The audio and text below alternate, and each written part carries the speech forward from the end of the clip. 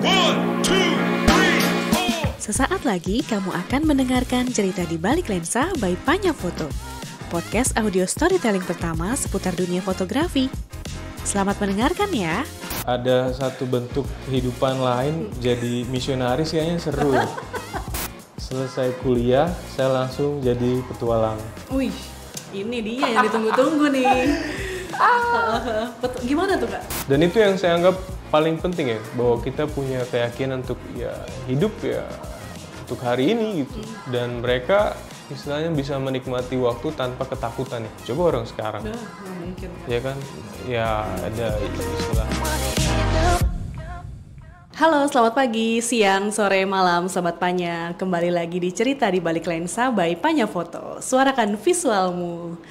Balik lagi sama aku Dian, dan kali ini kita bakal ngobrol sama salah seorang alumni dari PFT, Panya Future Talents tahun 2022, yang juga berpameran ya di Cerita di Balik Cerita, karya para 36 alumni Panya Future Talents. Dia jauh-jauh dari Asmat, Papua. Pasti sobat Panya udah tahu ya siapa orangnya. Halo Kak Andreas. Halo juga. Datang ini langsung aku todong aja ya Sobat Panya, mumpung lagi di Panya nih. Kak Andreas apa kabar? Kabar baik. Mantap. Kak Andreas sejak tanggal berapa nih di Jakarta, di Bekasi? Saya dari Asmat sampai di Jakarta, di Bogor ya, kemarin stay-nya dari tanggal 9. Tanggal 9? Iya. Oh emang lagi ada kerjaan atau gimana Kak? Lagi, sebetulnya misi project di Asmat yang kemarin sudah selesai. Masuk suaranya? Masuk. Ya sudah selesai, jadi kita break dulu untuk beberapa bulan lah, sampai bulan April. Nah kemarin stay di Bogor untuk 1-2 urusan, untuk ngomongin project selanjutnya juga gitu. Jadi kita menyepi di Bogor untuk mematangkan konsep gitu. Jadi akan ada di Bogor sampai bulan April. Sudah selesai, makanya kemarin geser ke Bekasi. Transit. Besok lanjut lagi ke Jogja. Ke Jogja. Ya. Wow, Kak Andreas ini kalau di bionya sih ya Sobat Panya, dia adalah seorang fotografer lepas dan pekerja sosial. Memang nomaden gitu kerjanya Kak? Iya, bisa dibilang nomaden sih. Hanya kalau untuk di Asmat ya menetap lah untuk beberapa selama proyek berlangsung kurang lebih 6 tahun. Nah tapi kalau biasanya cerita di balik cerita tuh nggak langsung ngomongin yang sekarang kan? Iya. Kita berpulang dulu nih Kak ke Andreas. Waktu kecil. Pertama kali terpapar dengan dunia visual atau punya interest sama visual lah ya, kita nggak ngomongin fotografi dulu, itu sejak kapan sih Kak? Kalau mulai tertarik sih mungkin SMA ya. Tapi pernah dikasih sama bapak dulu kamera pocket gitu. Kebetulan bapak juga suka motret. Ya. Tapi yang mulai tertarik sekali waktu SMA. Waktu SMA emang lagi tahun-tahun 2000-an ya, 2004 ya. Ya itu kan lagi, kalau di bioskop tuh lagi ramai catatan akhir sekolah ya Kak? Film. Betul. Itu kan film yang pakai handycam, lagi seneng-senengnya ya anak-anak sekolah ya. Di sekolah ada di Gonzaga ya Kak? Ada eskul? Kalau di Gonzaganya ada Gons Lens ya kalau nggak salah. Cuman karena saya kan tinggalnya di Gons tuh ada asrama ya, yang biasa dikenal seminari. Nah, saya tinggal di asrama. Kebetulan di asrama itu kegiatan fotografi itu dilarang. Why? Itu juga bingung sih. Cuman beberapa guru bilang itu tidak baik lah. Karena sebenarnya itu kan sekolah untuk calon pastor romo. Ya. Nah, katanya konon fotografi itu salah satu aktivitas yang bisa mengganggu motivasi. Aneh sih. Oh, tapi apakah itu pernah terjadi gitu Kak maksudnya? Angkatan-angkatan sebelumnya gitu. Iya kayak, karena banyak katanya jebolan pastor itu akhirnya entah jadi jurnalis atau apa nggak tahu ya, kayak di Kompas lah ngumpul di situ. Iya. Tapi aneh juga sih. Nah dulu kita motret akhirnya underground ya. Ah. Dan dari situ sih pinjem punya adik kelas, terus mulai ya ngulik lah. Kan di seminari itu kan ibaratnya sama aja kayak teman-teman muslim yang pesantren ya. Yes. Berarti boarding school gitu Yeah. kan. Nah, itu kapan tuh bisa menyelinap untuk hunting-hunting motret sama temen tuh waktunya lagi liburan atau gimana? Nah biasa kalau jam-jam kosong itu saya pinjem kamera punya teman, terus ya motret di sekitaran Pasar Minggu. ya di dalam komplek itu. Oh, oke. Nah nanti sebulan sekali kita punya waktu buat keluar Oh. untuk beberapa jam. Nah itu biasanya pergi sama teman-teman yang suka motret juga dengan satu kamera dipakai 2-3 orang. Pinjam. Oh mau motret ini pinjam dulu gitu. Oke. Dan waktu itu zamannya DeviantArt. Oh ya. Jadi punya akun di DeviantArt untuk upload gitu. Oke, jadi itu diem-diem tuh ya. Pokoknya Romo terus suster nggak ada yang tahu sama sekali itu. Karena punya kamera juga dilarang disita. Itu bisa nggak kesita gimana? Ya itu kecerdasan. ada beberapa alasan untuk kegiatan dokumentasi kegiatan lah. Kalau alasannya dokumentasi masih dibolehin. Masih. Oke, ya. Wow, unik nih. Aku baru tahu. Ada fotografi dilarang, lucu juga ya. Apa ya? Tapi eskul lain gimana tuh Kak? Maksudnya kan ada kayak videografi Kak, kan rame juga ya? Atau mungkin seni-seni lainnya, ada musik, drama, dan lain-lain itu dilarang juga? Oh enggak, kebetulan Gonzaga dengan seminari itu punya orkestra. Oh ya, kalau itu kan bagian dari ibadah ya? Kita lebih ke pertunjukannya sih. Oh pertunjukannya justru, oke. Jadi kami yang di seminari itu wajib tergabung dalam orkestra begitu. Oh, oke. Jadi itu doang yang boleh. Iya. Sisanya ya ada kayak basket, teater, segala macam. Ada. Soalnya temenku jadi salah satu gurunya di situ sekarang, guru eskulnya. Siapa tuh? Ada namanya Daril. Oh nggak tahu. Lulusan IKJ. Oh. Dia megang eskulnya film ya sekarang. Tapi mungkin sekarang masih begitu nggak sih Kak? Kurang tahu ya. Apakah kegiatan fotografi untuk anak seminari itu masih dilarang atau tidak? Kurang tahu sih. Oke. Nah itu dari tadi tuh motret underground, kemudian kuliah nih. Iya. Ternyata Kakak kuliah lulusan STF ya? Iya. Sekolah Tinggi Farmasi.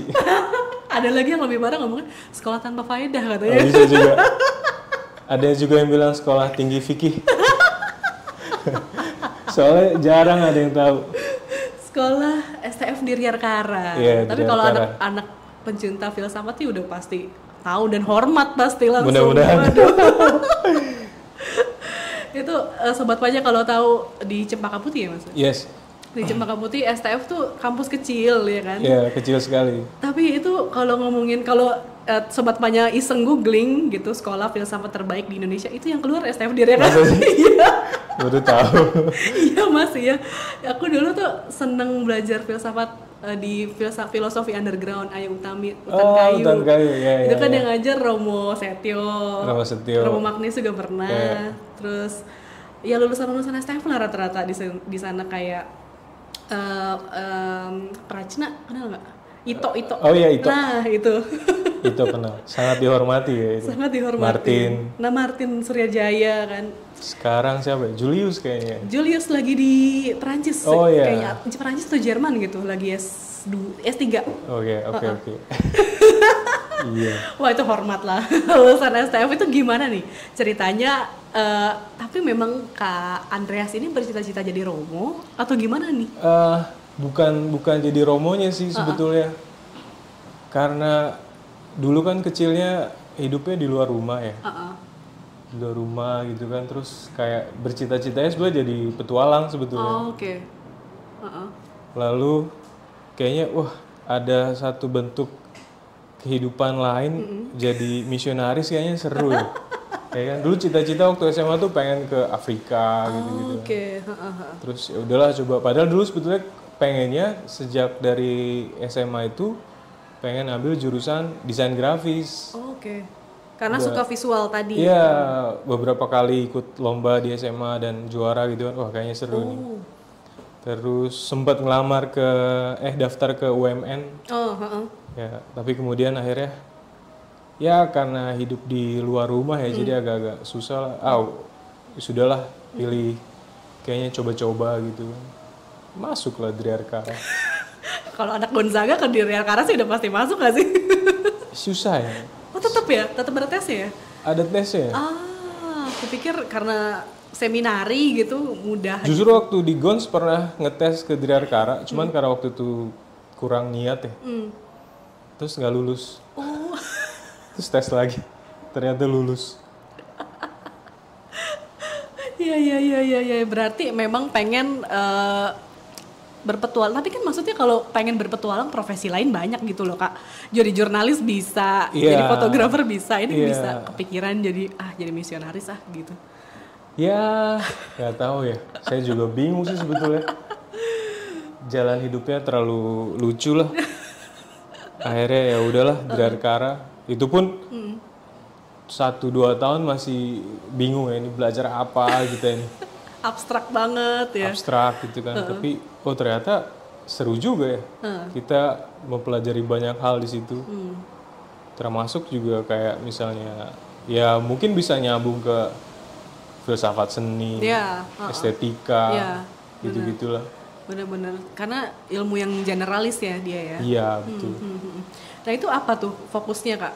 Kalau filsafat kan kayaknya punya pembagian ya kayak Yunani kuno, abad pertengahan, modern, kontemporer. Kalau kak Andreas lebih kemana tuh? Kalau kita di Arkara kan sebetulnya runut ya belajar ya dari Yunani, abad pertengahan, modern dan filsafat di cabang lain ya katakanlah begitu. Kalau saya sih dulu lebih tertariknya ke justru ke ini ya, lebih ke teologi ya. Dialog antar agama waktu itu. Lebih pengen kayak ini paling masuk akal lah karena ya bisa dibilang zaman itu keadaan yang banyak kasus-kasus kayak intoleransi segala macam gitu-gitu. Jadi tertariknya ke situ justru. Apa nih filsuf yang kita jadi ngomongin filsafat. Gak apa-apa, fotografinya nanti dulu aja. Dulu apa ya? Saya seneng dulu dengan filsafat perennialisme. Ada filsuf Swiss, Fridtjof Swarm kalau saya nggak salah. Ya, tertarik lah karena dulu juga ikut kuliah Islamologi dan filsafat Islam. Dan ya membaca intoleransi dari sudut pandang ini menarik gitu ya. Akhirnya lebih ke situ sih. Oke. Iya itu di zaman itu ya zaman sekarang juga masih begitu sih. Iya. Masih kontekstual sayangnya gitu. Berarti apa ya kalau aku sendiri senang belajarnya tuh abad pertengahan sih. Dan aku suka banget sama Santo Aquinas. Thomas Aquinas dan Agustinus tentu saja. Wih, luar biasa. Seneng dengan kalau santo-santo yang lain kan kayaknya atau Aquinas gitu ya. Dia tuh memang dari kecil sudah suci aja gitu ya, orang suci gitu. Yang sama orang tuanya ya udah dipersembahkan kepada gereja gitu. Kalau Agustinus kan dia pergolakan imannya, nggak percaya, nikah juga kan dulunya. Mabuk lah apa dan lain-lain. Jadi sampai akhirnya dia menemukan pencerahan itu keren sih. Jadi kayak mungkin saya juga salah satu yang dapat pencerahan dari Arkara. Mudah-mudahan begitu ya. Mudah-mudahan begitu. Itu berapa lama tuh kuliah kak? Biasanya kan temanku ada, kalau kakak kenal mungkin Yovantra Arif. Temannya itu. Aku pernah di Remote TV aku belajar. Iya benar di Remote TV ya. Iya. Angkatanku itu. Tapi dia kayaknya nggak lulus ya. Iya, banyak yang nggak lulus sebetulnya. Iya ada juga yang kuliah sampai 10 tahun segala macam. Iya. Saya sih yang salah satu yang lumayan agak cepet ya, 5 tahun. 5 tahun cepet banget, luar biasa. Waktu berlalu begitu cepat. Dengan susah payah akhirnya lulus. Nah itu di 5 tahun kuliah itu kan di STF tuh nggak ada eskul, nggak ada UKM gitu ya? Ada paling kelompok-kelompok diskusi ya. Nah, kelompok diskusi. Nah itu apa tuh yang diikutin? Saya sih lebih ke diskusi warung kopi ya. Ah. Jadi ada satu warung kopi yang di STF, kita bilang warung pojok. Nah di situ tempat ya anak-anak mahasiswa S1, S2 nongkrong minum kopi sambil berfilsafat ya. Udah itu bagian dengerin. Soalnya kalau di kelas kita ngantuk, datang ke warung pojok dengerin senior-senior berfilsafat, kayak itu lebih masuk ya. Malah seger ya. Iya, soalnya kalau yang ikut yang kelompok diskusi Marxis atau apa tuh, wah kayaknya berat ya. Tapi kalau sambil kopi asik sih. Kadang juga dosen itu juga sering nongkrong, rokok sambil berfilsafat, kayak lebih masuk. Iya, soalnya mahasiswa di situ tuh sedikit kan ya, mayoritas memang Romo dan Suster kan. Iya. Teologinya ya.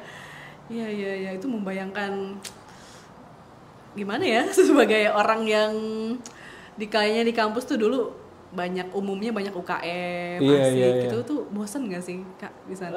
Cukup bosen gak sih? Bosen sih enggak ya, karena menarik ya. Cuman kadang kalau saya sama teman-teman main ke kampus lain, ke Atmajaya atau kemana gitu, wow, kok kampus rame begini. Ngebayangin bisa nggak ya kalau kuliah tempatnya rame kayak gini gitu kan? Oh justru malah kebalikannya ya? Iya soalnya STF itu kan kalau kita lewat dari depan aja pelang apa sih papan namanya itu bukan kayak pelang papan kampus kan? Iya. Kayak toko obat atau klinik apa gitu. Padahal di Klinik dalamnya filsafat ya. Iya. Kayak klinik aborsi gitu. Maaf. Berarti 5 tahun belajar filsafat. Tapi ada kegiatan di luar kampus nggak Kak? Misalkan sambil freelance atau sambil justru udah mulai ngulik-ngulik kamera lagi atau Oh sama sekali sama jauh. sekali. Ya sesekali bantuin sepupu ada yang kerja di wedding fotografi. Oh, oke. Cuman itu kayak hal yang salah satu yang membosankan sih kalau menurut saya. Tapi kegiatan di luar kayak apa ya? Cinta alam paling ya. Di STF tuh ada cinta alamnya. Jelajah alam Driarkara namanya. Naik gunung. Iya. Oke. Ya kalau itu sambil motret lah. Oh, Tapi tapi ya- tujuannya masih dokumentasi aja gitu ya, Ya. iseng-iseng ya. Soalnya di gunung juga masih kayak berfilsafat gitu. Oh, Sumogi ya inspirasinya. Gitu. Iya, oke. Lulus apa skripsinya Kak? Masih Dulu inget saya tentang dialog antaragama. nggak? Isinya sih lebih banyak ke itu ya, bagaimana kita menyikapi perbedaan ya. Dari pemikirannya Fritjof Wong yang di filsafat perennialisme itu ya lebih banyak ngomong itu sih. Saya berangkat dari kasus-kasus waktu itu yang disusun jadi buku oleh White Institute kalau saya nggak salah. Oh iya, Nah dari kasus-kasus itu yang saya bicarakan ya gimana hubungan antar agama termasuk dari sudut pandang gereja Katolik ya Iya. dengan ke agama-agama lain. Itu sih yang jadi skripsi saya. Oke, 5 tahun mendalami soal isu intoleransi di Iya. Indonesia. Nah, apa ya? Melihat itu apa nih yang apa ya? Penafsiran Kakak tuh kenapa sih masih ada terjadi soal intoleransi? Apa sih akar masalahnya tuh apa sih? Wow. Apakah diadu domba ataukah memang faktor politik sebenarnya atau memang murni karena agama atau gimana sih dibaliknya? Ya bisa jadi ya kan karena masing-masing orang mungkin beragama dengan tujuannya sendiri ya. Mungkin menerima mentah-mentah beberapa ajaran atau doktrin di agama tertentu lalu mentafsirkan itu menjadi sebuah ego, akhirnya sulit menerima perbedaannya. Padahal kan ya kalau saya kait-kaitin ya dalam refleksi saya refleksi, Asik. iya kan? Gimana kita memahami sebuah komposisi sih sebetulnya? Kalau terlalu ego dengan satu hal yang sudah dipercaya lalu menganggap hal lain itu salah ya buat saya ya itu kayak menyangkal realitas ya. Karena sebetulnya sih ya, Asik. Filsuf. Andreas bukan cuma fotografer, bekerja lepas dalam kurung filsuf. ya kan Tuhan menciptakan dunia kan pertama kali kan gelap dan terang ya. Iya. Itu kan suatu hal yang ya buat saya itu adalah komposisi ya. Bagaimana gelap menerima terang, terang menerima gelap, dan ya seterusnya. Ya bagian dari itu ketika orang menyangkal hal yang harusnya bisa diterima dengan baik sebagai suatu keindahan atau keharmonisan, ya buat saya jadinya itu ya ego dan terlalu tinggi ya udah bisa kemana-mana, termasuk entah itu dibilang menghalalkan ya hal-hal yang buat saya malah mereduksi nilai-nilai manusiawi. Siang-siang berfilsafat kita Sobat Panya. Bukan podcast fotografi, podcast filsafat. Gak lah, saya filsafat mendadak ini. Oke, berarti memang ego lah ya, ego pribadi, ego agama tertentu, atau ya ego manusianya lah intinya, bukan masalah agamanya kan sebenarnya. Iya. Semua agama baik.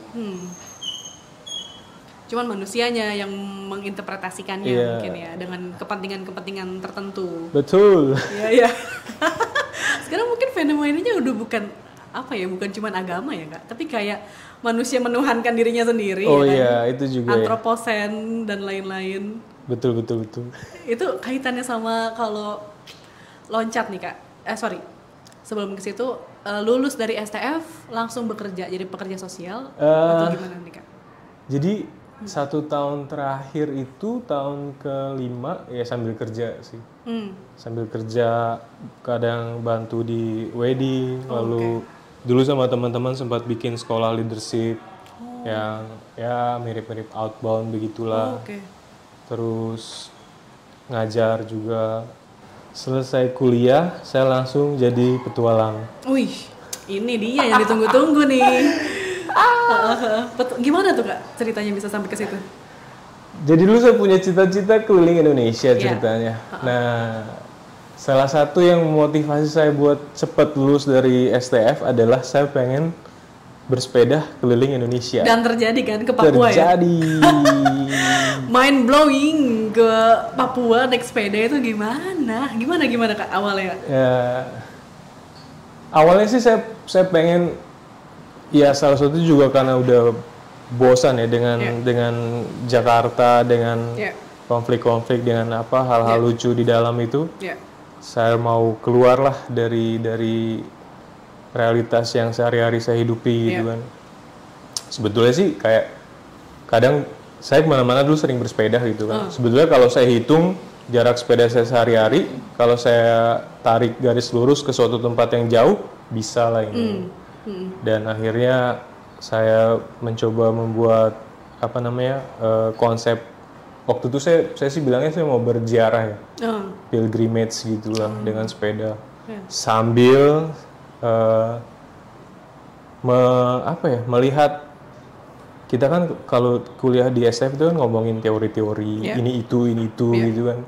Pengenlah saya coba hidup dari hal-hal yang mungkin ya filsafat itu lahir dari realitas yang terjadi ini gitu kan. Jadi lu pikirannya udahlah pengen coba hidup seperti ini. Sudah waktu itu sempat ngajak satu sahabat saya yang kuliahnya bukan di STF sih, dari UI dia, kebetulan dia Mapala. Terus dan ternyata dia mau dengan konsep itu, ya sudah kita jalan. Ya kan? Tanpa kayak sebenarnya persiapannya hanya sekedar persiapan sepeda itu, bawa sepeda itu kita yakin akan bisa menempuh jarak yang jauh. Masalah uang, masalah apa kita nggak pikirin. Tujuannya adalah ke timur. Why ke timur? Karena hal yang menarik sih. Kalau ke barat kayak terlalu dekat ya, Jakarta langsung Sumatera tuh terlalu dekat ya. Sementara hal timur tuh kayaknya kesannya jauh dan jarang kita lihat kabarnya, dan penasaran juga ada apa di sana. Orang di sana ngomongin apa sih kalau lagi minum kopi gitu kan. Di sana ada apa sih, kita kayaknya di Jakarta sehari-hari bangun kerja gitu. Terus sibuk dengan hal-hal itu ya. Nah, saya mau tahu bentuk kehidupan lain di luar sana tuh seperti apa gitu. Kalau saya pikir dengan motor terlalu cepat, Iya. dengan kendaraan terlalu cepat, kendaraan lain ya. Tapi kayak sepeda, ya jalan tengahnya.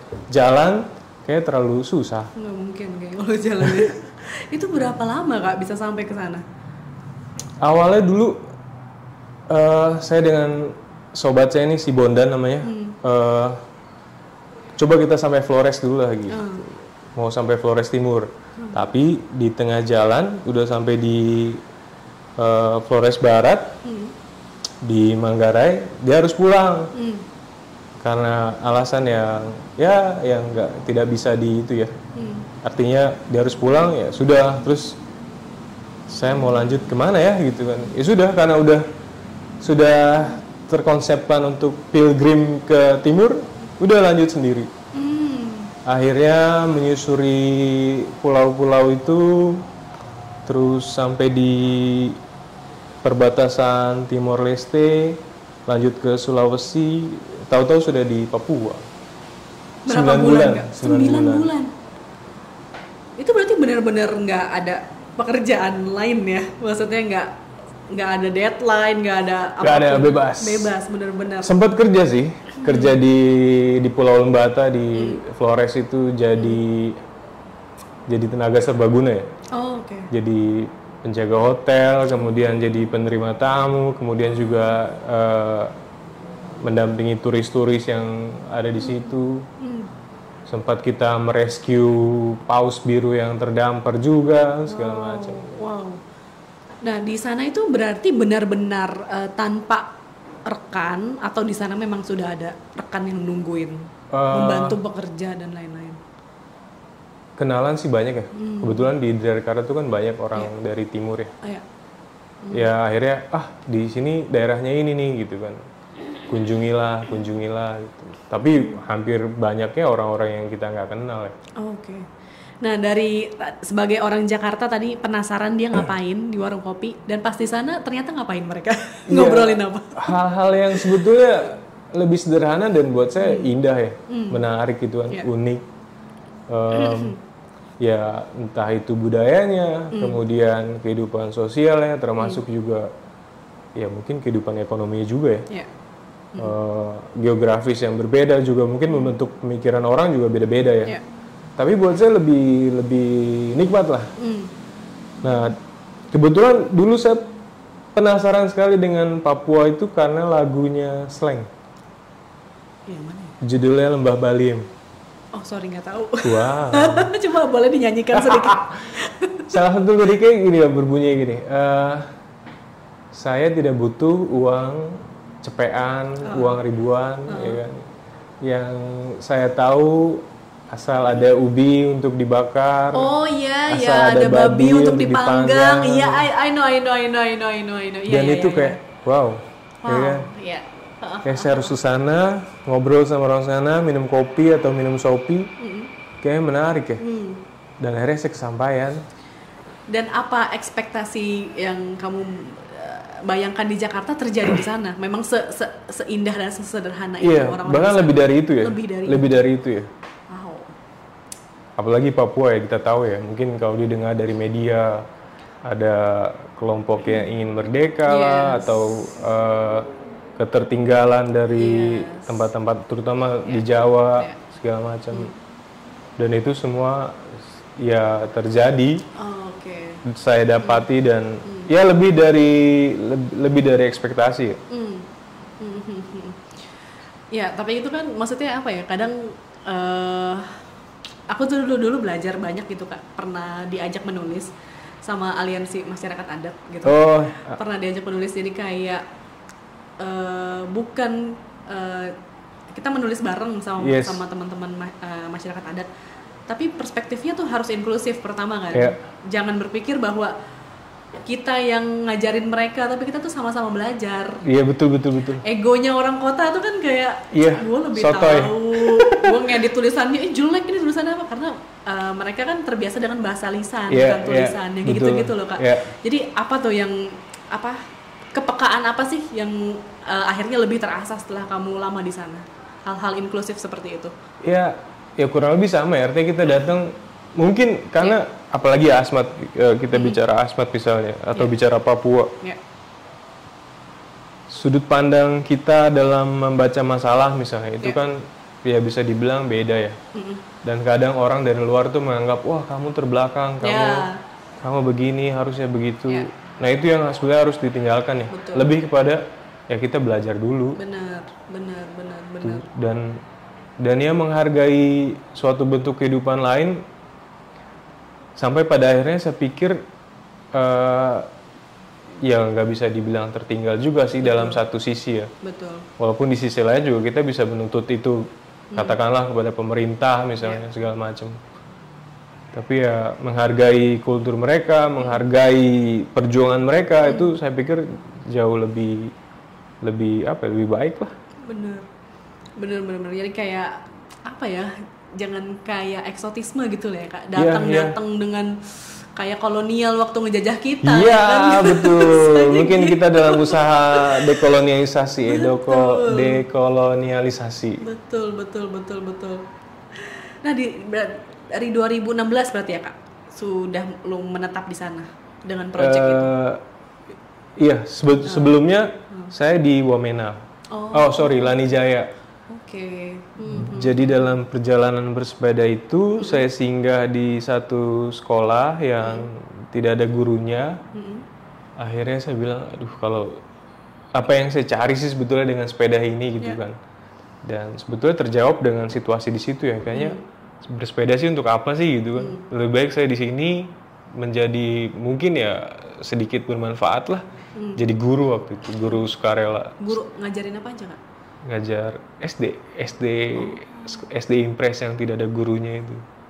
Kenapa bisa nggak ada gurunya di situ Kak? Nah itulah Papua gitu kan. Kadang ada guru, tidak ada murid. Ada sekolah, tidak ada guru gitu kan. Nah karena memang tempatnya terpencil ya. Dari Wamena itu sekitar 80 km ke Lani Jaya, lalu harus berjalan kaki sekitar 3 jam. Nah, disitulah akhirnya menetap 1 tahun pertama. Mengajar. Dibayarnya gimana? Tidak dibayar. Terus kakak hidupnya bagaimana? Nah, waktu itu dengan teman-teman yang pernah jadi guru di situ juga, yang akhirnya kita memilih untuk jadi volunteer, guru volunteer di sekolah itu, ya hidup dari uang masing-masing aja. Tapi akhirnya masyarakat itu sangat sayang ke kita ya. Jadi untuk kayak makan, sayur, kayu bakar itu disediakan. Tinggalnya gimana? Di perpustakaan sekolah. Gitu. Dan masyarakat juga bantu membuatkan dapur, memperbaiki dapur, buat tungku segala macam. Bahkan kita disediakan kebun.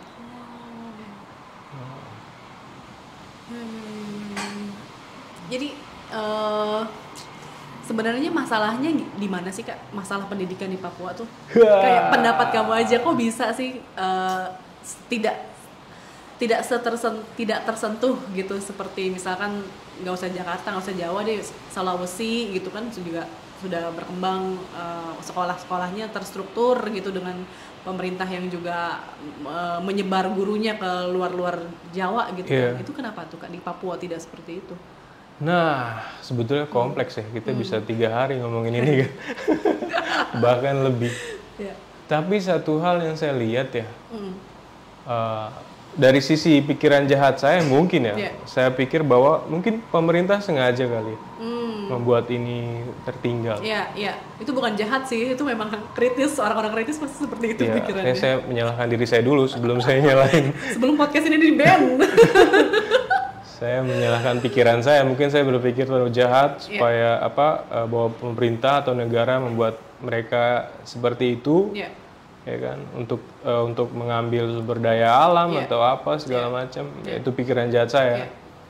Nah, ya memang karena juga pembangunan yang tidak merata, akhirnya artinya masih banyak daerah yang sulit diakses, padahal juga ada kehidupan, ada masyarakat di sana yang butuh pendidikan, butuh kesehatan dan lain-lain yang mereka butuhkan gitu kan. Nah, dulu sebetulnya waktu saya datang itu ada pemerintah punya program yang mengirim guru-guru dari Sumatera Utara kalau nggak saya tidak salah. Itu namanya SM3T, sarjana mengajar di tempat terpencil, terjauh dan apa 3T itu ya. ya.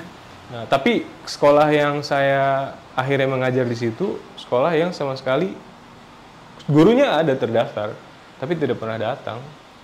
Mungkin dia bisa ngambil gaji mungkin juga tiap bulan ya. Tapi itu juga hal yang sama terjadi di Asmat. Dengan geografis Asmat yang sebegitu rumit, banyak kampung juga yang tidak ada itu sarana belajar, pendidikan, kesehatan dan lain-lain. Gitu. Entah uangnya dikorupsi, mungkin ya. Korupsinya lumayan itu. Dan ya pikiran jahat saya mungkin orang datang ke Papua yang mengejar uang ya. Iya. Bisa jadi. Freeport. Lalu kerja jadi pedagang. Segala macam. Dengan harga yang berkali lipat dari Iya, Jawa. betul. Iya, benar. Ya, nggak heran ya Kak. Aku jujur belum pernah ke Papua ya, tapi aku pernah liputan waktu di tengah pandemi ya Kak. Di tengah pandemi, sekolah online semua. Saat itu juga sulitan liputan ya, karena masih takut gitu. Tapi aku tuh penasaran dengan guru-guru yang di Bogor. Di Bogor itu ngajarnya gimana? Ternyata pas aku datang ke sana untuk riset dan liputan, di Bogor aja Kak, yang cuman berapa kilo dari Jakarta. Itu gurunya, kami tuh dari door to door Kak. Karena muridnya nggak punya handphone. Terus pemerintah ngasih kuota. Tapi kan handphonenya nggak ada, gimana coba bayangin. Itu baru di Bogor loh Kak. Kebayang, maksudnya astaga, sekalinya mereka punya handphone nih Kak, dalam satu keluarga punya handphone. Dia punya kakak, punya adik, sekolahnya harus online juga di waktu yang sama. Terus bapaknya tukang Gojek dengan handphone yang sama. Nggak masuk akal ya. Nggak masuk akal. Benar. Jadi kayak masih cuman berapa kilo dari Jakarta aja pendidikan kita gitu ya. Apalagi yang di sana. Wah, gila sih, parah sih.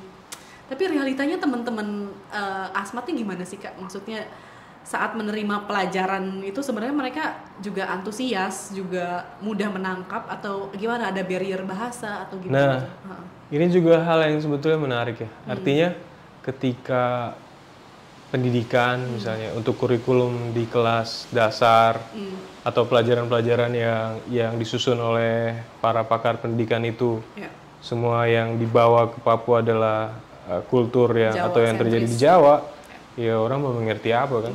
Dengan bahasa, dengan hal belajar tentang entah itu kereta lah, apalah, pupuk lah gitu kan.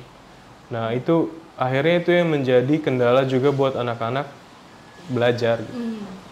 Mereka di pelajaran buku bahasa Indonesia misalnya untuk kelas-kelas awal dengan kata aku, kamu yang jarang mereka pakai gitu kan. Artinya tidak kontekstual lah. Benar.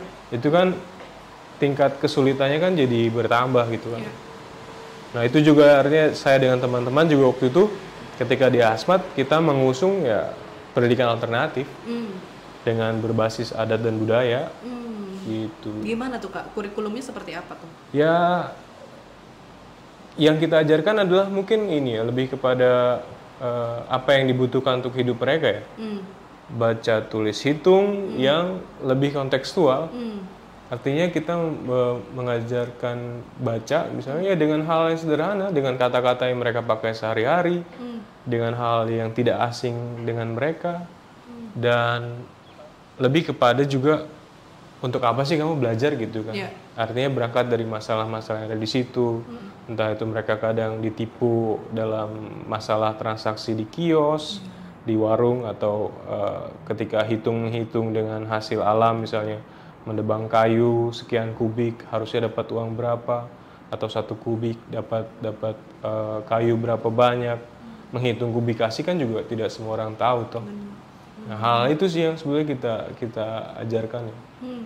Artinya kalau dalam pikiran ideal saya dan teman-teman ya, artinya orang yang lulus SD saja sebetulnya juga sudah cukup bisa hidup lah. Benar. Jangan akhirnya tergantung pada kamu harus sekolah sampai kuliah sementara SMP tidak ada, SMA tidak ada, kuliah harus jauh kan, itu kan nggak masuk akal. Tapi kan keadaan itu ya bertahun-tahun berjalan seperti itu. kembali lagi ke pikiran jahat saya tadi. Ya. Apakah memang sengaja dibuat bodoh sehingga mudah diadu domba, sehingga mudah di Keruk hasil Yes, sumber betul. daya Emas di alamnya. Papua itu bisa melunasi utang negara kayaknya itu. Ya ampun, itu bukan jahat sih Kak, itu aku harus bilang itu realita ya. Maksudnya kayak ngelihat, aduh, nggak sanggup sih Kak, Ya itulah. nggak sanggup. Tapi jatuhnya bukan kakak yang mengajari ya, tapi sama-sama belajar lah ya di Iya, sana iya, tuh. iya. Banyak belajar. Apa Iya. sih yang nilai-nilai hidup apa sih yang Kak Andreas dapetin dari mereka? Satu hal yang mungkin yang tidak, yang buat saya penting dan itu mungkin jarang dimiliki oleh orang di luar sana ya. Asmat itu kan orang-orang asmat itu kan hidupnya kebanyakan yang masih tradisional Ya, itu kan berburu dan meramu. ya, Jadi ya mereka hidup ya untuk hari ini, ya. tidak pusing dengan besok kah, lusa kah, atau tahun berapa kah gitu kan. Dan itu yang saya anggap paling penting ya, bahwa kita punya keyakinan untuk ya hidup ya untuk hari ini gitu. Dan mereka ya sangat-sangat istilahnya bisa menikmati waktu tanpa ketakutan ya. Coba orang sekarang. Nah, nggak mungkin Kak. Ya kan, ya ada istilahnya investasi buat di surga lah, apalah segala macam lah, dan itu nggak saya temui di Asmat itu kan. Itu hal ya buat saya tuh sangat sangat menarik ya. Sebuah keyakinan bahwa hidup itu ya harus dinikmati. Gak perlu takut saham anjlok, Yes, gitu-gitu nggak ada tuh pikiran-pikiran ya kan, kayak cicilan. gitu ya. Cicilan KPR, Iya. belum ada pikiran-pikiran kayak gitu. Dan mereka kan hidup ya, kalau kamu misalnya orang Asmat yang tradisional tuh kan laki-laki harus bisa berburu, bisa membangun rumah, bisa membuat perahu, bisa segala macam gitu. Termasuk ya perempuan punya skill-skill yang sangat bisa menunjang kehidupan mereka gitu. Tanpa perlu basa-basi masuk dalam sistem yang kayak kita di kota kan. Nah tapi di karya UTS Kak Andreas nih, Iya. yang sangat viral di Twitter, Sobat Panya pasti tahu ribuan yang nge-tweet.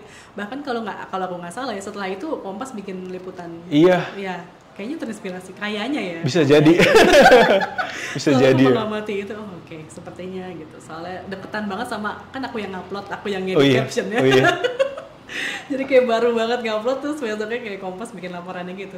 Nah, tadi yang sistem nilai yang organik, yang sederhana, yang slow inilah ya, slow living gitu. Yes. Terus tapi di UTS-nya Kak Andreas ini ternyata memotret banyak yang makan mie instan dan produk-produk lainnya. Itu fenomena apa sih Kak sebenarnya? Nah, dulu waktu saya awal datang ya, saya sering sekali ada masyarakat datang ke rumah bilang anak saya menangis supermie atau apalah segala macam. Dan akhirnya saya lihat bahwa mereka jadi tergantung sekali dengan makanan instan. Di satu sisi pemerintah dengan anggaran dana desa yang 1,2 M itu ya kan ya minta maaf ya, tapi di sana dibuat jadinya ya uang itu lebih baik dibagi-bagi gitu kan. Dan itu salah satu hal negatif yang saya soroti ya. Akhirnya dengan pola itu beberapa dari masyarakat Asmat jadi tergantung dengan bantuan itu. Termasuk kalau datang yang dibawa adalah supermie, ya kan, uang, dan mereka harus beli supermie. Ya nggak salah juga, artinya ketika orang Asmat juga tidak punya wawasan yang mumpuni untuk memahami bahwa itu kurang bagus.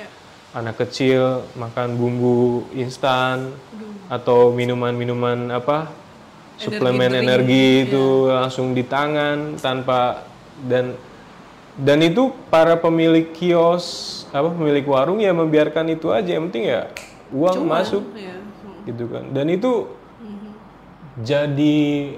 jadi memprihatinkan karena di Asmat yang menurut saya dan menurut banyak orang juga semua terpenuhi dari sudut makanan ya. Ada sungai melimpah hasil alamnya, hutan, binatang, hal yang mereka bisa makan, dan sagu juga yang banyak gitu. Kemudian dengan modernisasi yang ditawarkan, uang, barang-barang instan, akhirnya kan perlahan itu ya mungkin 1-2 orang bilang ya sekarang adalah zamannya kita belanja, bukan berburu lagi. Dan itu akhirnya dari kecil sudah taunya supermi, lalu orang dengan mental bahwa bantuan uang akan datang jadinya malas-malasan gitu. Iya. Dan di beberapa tempat itu terjadi gitu. Lalu akhirnya ya efek dari makanan yang tidak sehat itu gizi buruk dan lain sebagainya, stunting begitu. Itu sih yang mau saya lihat, yang mau saya ceritakan ya. Dari sekian banyak masalah-masalah yang ada. Aduh, ironis banget ya. Maksudnya makanan mereka bergizi ya dan lain-lain, tapi karena ya itu kan juga sama yang mekanisme yang sama ya kayak yang di Jakarta yang COVID lah. Contohnya COVID itu kan kalau di luar negeri pemerintah tuh benar-benar support ya. Support kita, ngasih kita gaji kan dari pajak dan lain-lain. Kita cuma disupport 600.000 per bulan, aku inget banget kan. Dapat dari BPJS kan. Gaji kita dipotong berapa persen? Hampir 50%, tapi manajer kita tuh nggak dipotong. Kayak yang bawahnya aja yang dipotong. Terus kemudian kita dikasih 600.000 sembako dan lain-lainnya. Itu pola Jawa banget ya. Jawa sentris banget. Dan itu juga terjadi di Asmat. Ya itu. Yang mie, beras. Yang umumnya mereka juga tidak percaya COVID gitu kan. Lalu dapat lagi bantuan untuk COVID waktu itu. Dan ya habis hanya di situ ya. Di Supermi. Dan bahkan kadang sekarang orang dapat ikan atau daging di hutan dijual untuk beli Supermi. Beli mie instan, Royco, garam vicin. Ada nggak sih Kak upaya dari kakak dan teman-teman pegiat sosial aktivis gitu untuk kayak mengcounter atau mengedukasi mereka bahwa ini nggak sehat loh gitu, baik gitu loh. Pastinya ya. Pekerjaan kita kan salah satu itu ya. Kita bagaimana mencoba memberi wawasan ke masyarakat gitu. Kita keliling ke kampung-kampung, kita bicarakan makanan yang sehat, terutama yang dari hasil alamnya mereka. Gitu kan, kemudian mengajarkan mereka, bukan mengajarkan sih, lebih ke memperkenalkan kita bisa berternak atau menanam segala macam. Tapi kan yang kita lakukan adalah sistem yang sistematis, yang jadi struktural dari sekarang pemerintah. Kita memperkenalkan kita menanam dan itu sehat, tanaman bisa kita konsumsi atau kamu mau jual terserah gitu, berternak. Tapi ketika yang di sebelah yang datang langsung cuman memberi uang, ya kan, ya itulah relasi kuasanya sangat timpang. Betul. Sulit melawan sistem ya Kak sebenarnya ya. Kayak aduh, kalau teman-teman gerakan tuh apa ya, sekarang eranya Ciptaker ya Kak, Ciptaker kalau di Jakarta tuh lagi pada demo dan lain-lainnya, jadi kayak semua itu pekerja kita selalu didoktrin produktif, tapi kita nggak punya kesadaran kelas, nggak punya kesadaran bahwa kita tuh boleh berserikat dan membela hak kita sebagai pekerja. Ditambah lagi dengan beban masa lalu kita Orde Baru di brainwash kita itu adalah karyawan, berbeda dengan buruh. Ya kan padahal sama. Jadi ketika ada teman-teman buruh garmen dan lain-lain pabrik itu turun ke jalan untuk demo, karyawan yang berdasi dan S1 itu nggak ngerasa, sorry kami bukan buruh. Jadi gitulah ya, kelas yang dipecah-pecah ya, kurang lebih logikanya kayak gitu ya kan. Bagaimana pemerintah secara sistematis membuat kita terkotak-kotak, tidak bisa bersatu, dan akhirnya mereka kuat sendiri. Jadi dinasti dan lain-lain. Aduh, ngeri diciduk nih. Coba dipikirkan ulang kalau ini mau aman lah. Oke, kemudian dari ngomongin soal makanan di UAS, Kak Andreas ngomongin judulnya gereja ya Kak. Jadi kayak akulturasi agama Katolik dan budaya Papua. Inkulturasi itu gimana sih Kak? Maksudnya prosesnya di sana, karena kan cukup kuat ya kayaknya misionaris di sana ya. Penerimaan masyarakat sana seperti apa dengan agama Katolik? Nah, yang sangat menarik buat saya sebetulnya adalah konsep yang ditawarkan oleh si misionaris ini ya. Bahwa biasanya agama-agama Samawi kan selalu mengkafirkan orang yang di luar itu ya. Bahwa kamu masih hidup menyembah berhala gitu. Sesuatu di luar konsep ketuhanan mereka itu dianggap salah segala macam. Nah, itu juga yang membuat saya penasaran karena saya pada awalnya juga merasa bingung ya. Ya. Ini apa gitu Ya. kan? Dan apakah ini benar atau salah segala macam. Tapi ketika ya membuka diri ya, mau belajar gitu bahwa ya mungkin maksudnya adalah si misionaris yang ada dalam cerita itu, Pastor Vince itu tidak mau mengganggu kebudayaan mereka Ya. dengan sangat ini ya seperti orang-orang lain ketika mengajarkan paham agama ya. Dan akhirnya adat dan atau budaya di situ seolah-olah diperkenalkan ini tidak berbeda. Ya mungkin beberapa praktek yang misalnya mengayau ya, makan potong kepala atau mengkonsumsi orang yang kita potong itu kan, ya itu ya mungkin hal itu juga yang dipahami oleh masyarakat juga itu salah gitu kan. Dan bagaimana agama dan budaya itu ya saling punya relasi yang kuat untuk suatu tujuan yang baik. Itu sih sebetulnya. Artinya ya kalau tadi kita mundur lagi dengan fenomena yang saya angkat misalnya waktu di Dirgantara kan. Dan di sana mereka sangat menghormati ya apa sih istilahnya, entah itu agama lain. Yes, bahkan nggak ada, meskipun itu mayoritas Katolik, nggak ada simbol-simbol Katolik sama sekali ya di sana ya. Nah, apa namanya? Bagaimana agama dan budaya itu sebenarnya bisa jalan sama-sama. Bisa jadi mungkin dulu orang Asmat menganggap konsep agama yang dihadirkan itu juga hal yang apa ini gitu kan. Ini tidak, dan sebaliknya. Mungkin orang-orang misionaris awal, oh kamu ini masih primitif dan lain sebagainya, tapi itu tidak gitu. Di tempat saya di Sawerma, kenapa mereka sebut gereja itu gereja? Karena gereja itu dibangun atas dasar itu konsep rumah adat mereka yang kita sebut Jeu itu. Nah, unsur-unsur bahwa masih ada tungku api di dalam segala macam. Itu menjadi sebuah dialog buat saya, dialog bagaimana dua kebudayaan yang jauh yang ya tapi bisa ketemu dan jalan sama-sama gitu. Tidak saling kamu salah, kamu meniadakan ajaran ini atau menyangkal ajaran itu. Begitu. Iya, itu aku jadi ingat ajarannya Romo Mangun juga ya. Yes. Dia kan inkulturasi juga ya. Maksudnya betul. Sangat bukan mempopulerkan ya, tapi maksudnya dia punya misi itu juga waktu yang di Jogja yang dia bikin rumah baca gitu. Aku tuh pernah terakhir meliput gereja yang dia desain di Jakarta Utara. Gereja Salib Suci namanya. Jadi di Cilincing. Yes. Itu bagus banget. Gerejanya tahan gempa, dibikin cekungan sama dia. Terus biar lebih adem juga.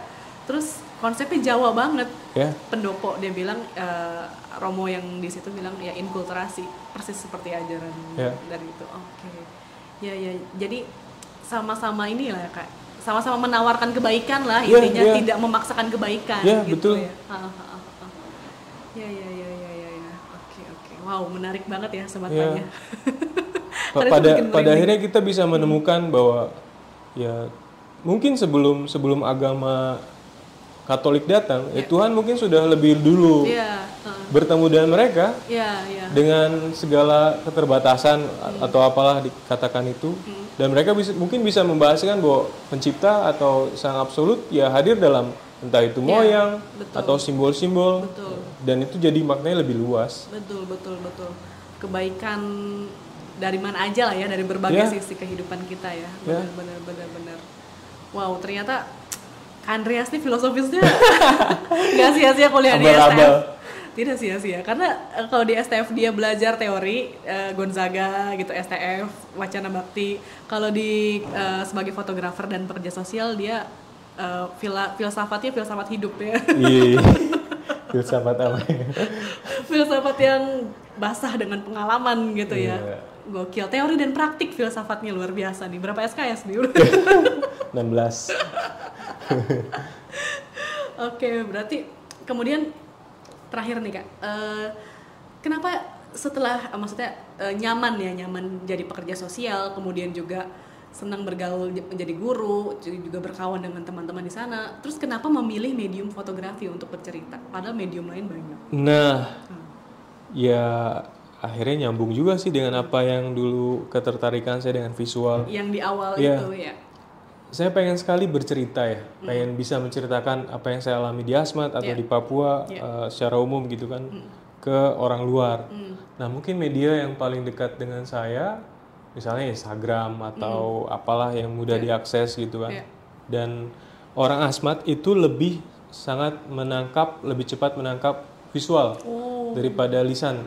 Nah media itu juga yang saya pakai ketika misalnya datang ke kampung untuk memperkenalkan tentang entah itu hidup sehat, ya kan, bagaimana caranya, ya banyak hal lah yang bisa saya jangkau dengan media visual gitu, entah itu video segala macam. Nah, akhirnya itu yang saya pakai. Selain saya menggunakan itu untuk bercerita keluar, tapi juga saya bisa juga bercerita ke orang-orang Asmat itu. Nah, kadang juga diminta tolong oleh mereka ketika pesta adat, saya untuk memotret, lalu hasilnya ya saya putar ke mereka, entah itu dalam bentuk foto atau video gitu. Dan itu hal yang sangat menyenangkan. Itu kita kalau lagi buka katakanlah nobar ya, itu saya pakai gereja itu, saya putar film yang atau video yang saya buat dari mereka. Dan mereka nikmati, wow itu luar biasa. Rasanya diapresiasi langsung ya sama mereka ya, gokil. Ya, oke, sip. Oke, Sobat Panya, ada closing statement nggak dari Kak Andreas nih? Aduh, tidak ada. Pokoknya semuanya sudah Sobat Panya bisa menyimpulkan sendiri ya. Tadi bagaimana perjalanan Kak Andreas kenalan sama fotografi, kemudian juga belajar filsafat, kemudian juga berkelana dengan sepedanya, kemudian juga menjelajah dan belajar bareng sama teman-teman di Papua ya, dan mendapatkan banyak hal baru juga di sana. Yes. Oke, dan Betul. Fotografi menjadi medium yang pas untuk bercerita. Ya. Baik, seperti itu aja ya Kak Andreas ya. Thank you banget ya Mohon sudah maaf bercerita kalau sama ada- kita. Ya, terima kasih juga, terima kasih. Filsafat 3 SKS. Oke deh Sobat Panya, makasih banget ya sudah dengerin cerita di balik lensa by Panya Foto. Dian pamit, bye. Dah. Hai Sobat Panya, terima kasih sudah mendengarkan podcast cerita di balik lensa by Panya Foto. Nantikan terus episode selanjutnya, mengudara setiap 2 kali dalam sebulan di aplikasi Noise. Tetap berkarya dan